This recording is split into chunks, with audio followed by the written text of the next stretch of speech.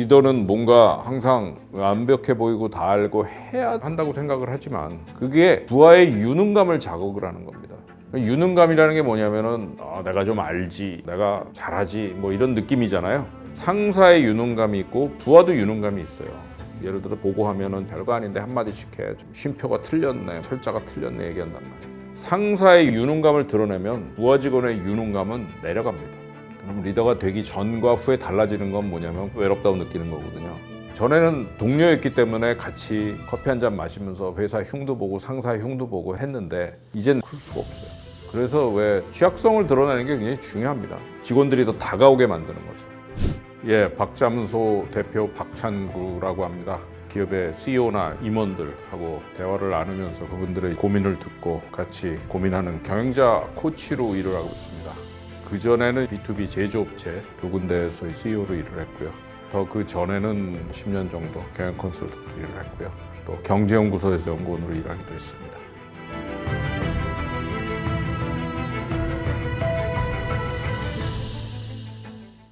관리자가 된 분들이 저지르는 실수는 직원들이 잘 못 따라온다라고 생각을 하는 겁니다. 자기만큼 일을 못한다고. 근데 어떻게 생각하면 그건 정말로 당연한 겁니다. 왜냐하면 부서 인원이 한 5명이 있다고 칠 때 그중에 일을 잘하는 사람이 관리자가 됐겠죠. 그러니까 다른 직원들은 자기만큼 일 못하는 게 당연하죠.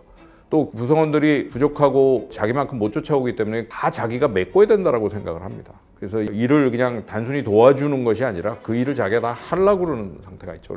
제가 코칭했던 분인데요. 근데 이분이 팀장이 된 지 한 6개월 후에 이제 제가 팀장이 되고 어떠셨습니까? 그랬더니 너무 힘들다는 거예요. 매일 빨리 가는 거 11시, 12시 퇴근한다는 거죠. 그분이 얘기가 직원들이 일을 잘 못 쫓아옵니다. 근데 이분이 되게 꼼꼼해요.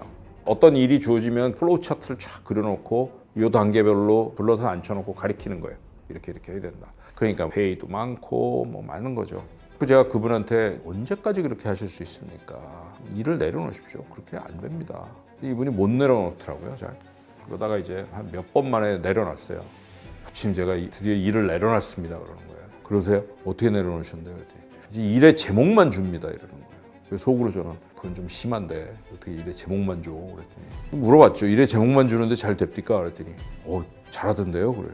팀장님이 기대하던 수준이 100이라고 하면 얼마 정도 해오는 것 같으냐? 제목만 줘. 80을 해온다는 거예요. 굉장히 놀랍잖아요. 제목만 주는데도 팀장님이 일일이 챙겼을 때 수준의 80%를 해오다니요. 그랬더니 자기도 놀랬다라는 거죠. 그래서 나머지 20%는 어떻게 채웁니까? 그랬더니 그건 제가 중간 점검 한 번씩 하고 나중에 리뷰하고 이렇게 해갖고 좀 보완시키고 그런 거죠. 그래서 대단하다. 그러니까 우리 직원들이 그런 역량이 준비가 돼 있구나라는 걸 이분도 처음 안 거예요. 피터 드러커가 이런 얘기를 했습니다. 리더는 자기가 할 수 있는 일만 자기가 해라. 특히 처음 된 리더들이 구성원들의 역량이나 일의 성과에 대해서 만족하지 못해서 자기가 자꾸 부하의 일을 하기 시작하면은요, 일을 안 하는 게 낫다라고 생각을 하게 됩니다. 윗사람만 쳐다보게 되는 거죠. 그 일은 자기만 해봤고 자기밖에 모른다 하면은 문제가 안 돼요. 그러면 그렇게 해도 됩니다. 그렇지만은 세상에 그런 일은 별로 없거든요. 부서원들도 웬만큼 합니다. 그럴 때 이제 일을 할 기회를 주고 할 수 있게 해주는 것이 장기적으로 봐갖고 부서의 역량을 키우고 구성원의 역량을 키우고 하는 그런 기회가 될 거라고 생각을 합니다.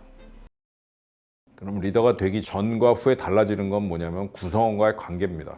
나는 차장이고 이 친구는 몇 년 후배 과장이지만 어쨌든 동료였어요. 그러다 내가 팀장이 됐어요. 전에는 동료였기 때문에 같이 커피 한 잔 마시면서 회사 흉도 보고 상사 흉도 보고 했는데 이젠 내가 팀장이 됐어요. 그럴 수가 없어요. 그러니까 저 친구들은 내가 옛날에 우리 팀장님 흉 봤던 것처럼 내 흉을 볼 수 있죠.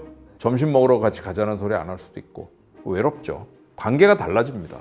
회식도 하고 하면서 동료처럼 지낼 수 있지 않겠느냐.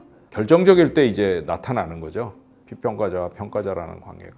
다시 돌아가기는 어렵다고 봅니다. 저는. 그건 받아들일 수밖에 없어요. 조금 덜 하게 할 수는 있죠.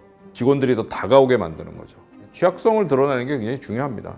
나도 모르는 게 있으면 모른다고 얘기를 하고 우리 팀장님도 모르는 게 있구나, 우리 상무님도 모르는 게 있구나. 그러면은 가까이 오면 덜 외롭죠, 아무래도. 리더는 뭔가 항상 완벽해 보이고 다 알고 해야 되는 이유라기보다는 리더들은 일반적으로 구성원들보다 더 많이 알겠죠. 경험도 많으니까 그게 아닐 때 내가 리더로서 인정을 못 받지 않느냐는 생각을 하는데 그런 취약함을 드러낼 때 더 가깝게 느낀다는 거죠. 저 양반도 모르는 게 있네. 그게 부하의 유능감을 자극을 하는 겁니다.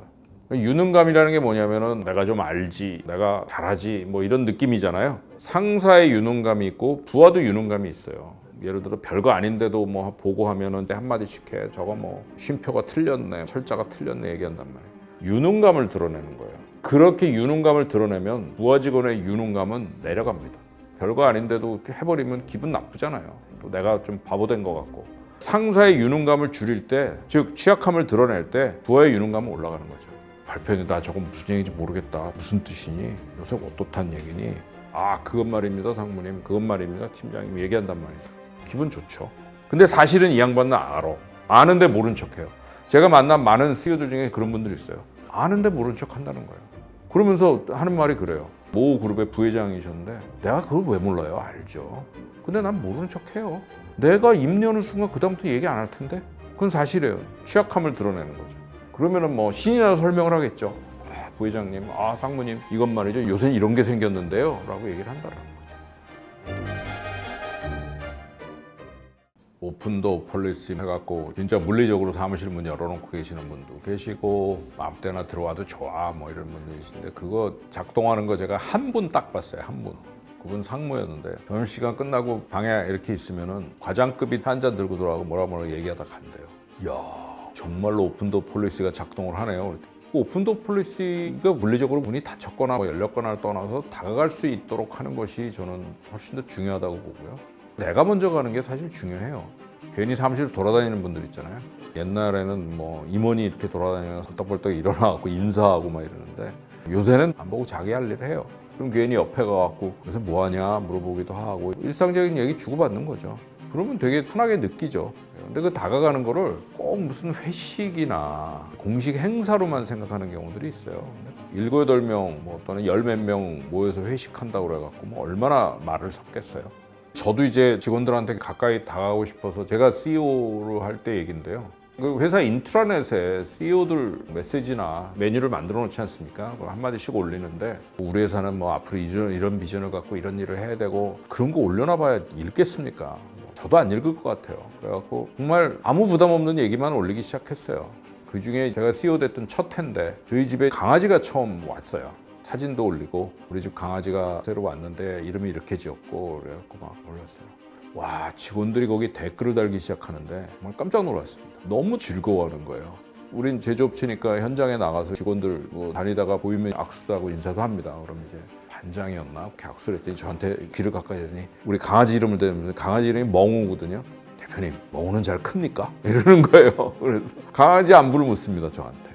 그만큼 거리를 느낀다라는 거예요. 사실 임원이나 리더들한테는 그렇게 거리가 있지 않을 거라고 생각을 하는 경우들이 있는데 그렇지 않다는 거죠. 리더가 팔로워를 동료처럼 느낀다면은 팔로워도 리더를 동료처럼 느끼게 될 겁니다. 근데 이제 우리가 조심해야 될 게 리더가 팀원을 동료로 생각하는 걸 넘어서 친구가 되려고 애를 쓸 경우가 있어요. 그거는 조금 어려운 일일 겁니다. 왜냐하면 결국은 건널 수 없는 강이 있거든요. 수용적인 사실은 말투가 굉장히 중요하죠. 들을 때도 항상 또 경청하고 경청을 우리가 한다고 생각을 하지만 그냥 가만히 듣는 거하고 몸을 앞으로 기울이고 끄떡끄떡하면서 눈을 마주치고 정말 적극적인 경청하는 거하고 굉장히 차이가 있거든요. 나를 따라줬으면 하는 것보다 반대로 내가 그들에 대해서 무슨 얘기를 할까를 더 고민해야 될 것 같아요. 요새 성과가 안 나서 상에 안 좋은 팀원도 있을 수 있고 팀장도 있을 수 있고 이런저런 이유로 힘들어하는 친구들이 있을 텐데 뭐 어떤 말 한마디나 뭐 어떤 행동 하나로 갑자기 저 친구들이 나를 확 따라오고 이러는 것보다는 어떻게 하면 내가 먼저 다가가고 무슨 얘기를 할까를 고민하는 것이 더 중요하지 않겠나 생각을 합니다.